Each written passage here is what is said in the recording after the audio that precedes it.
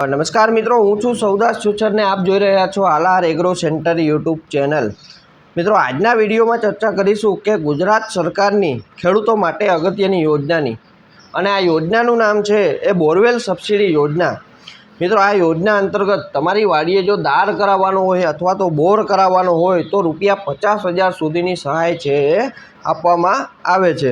કોને કોને યોજનાનો લાભ મળવાપાત્ર થશે અને યોજનાનો લાભ મેળવવા માટે કયા ડોક્યુમેન્ટની જરૂર પડશે અને અરજી ફોર્મ છે એ કઈ જગ્યાએથી ભરવાનું રહેશે એ વિશેની સંપૂર્ણ માહિતી આજના આ વિડીયોની અંદર હું આપને આપીશ।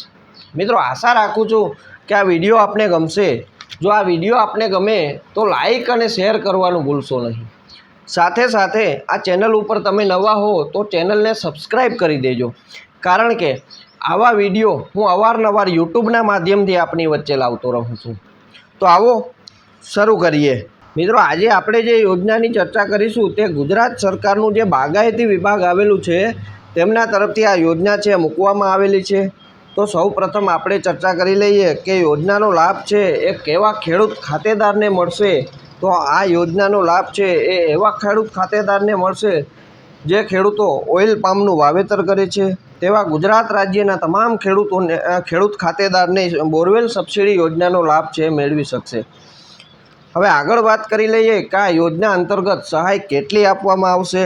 તો આ યોજના અંતર્ગત ખેડૂતોએ વાડીએ બોરવેલ કરાવેલો હોય અથવા દાર કરાવેલો હોય તો બોરવેલ પાછળ ખરેખર જે કુલ ખર્ચ થયેલ છે તે કુલ ખર્ચના 50% અથવા તો વધુમાં વધુ 50,000ની મર્યાદામાં સહાય છે આપવામાં આવશે।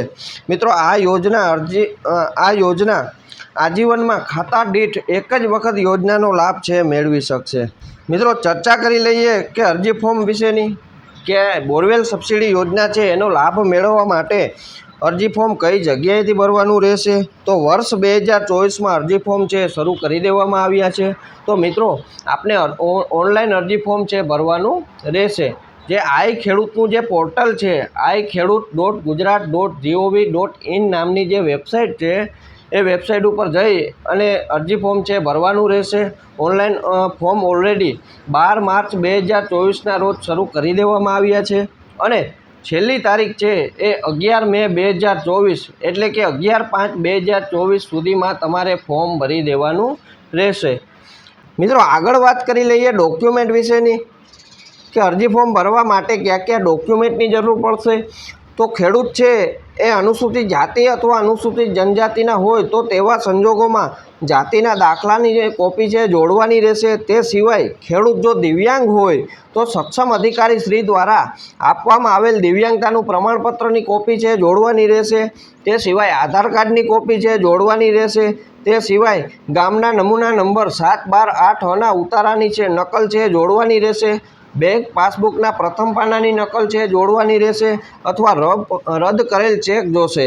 જો સંયુક્ત ખાતેદાર હોય તો તેવા કિસ્સામાં અન્ય ખાતેદારના સહમતિપત્ર પણ જોશે।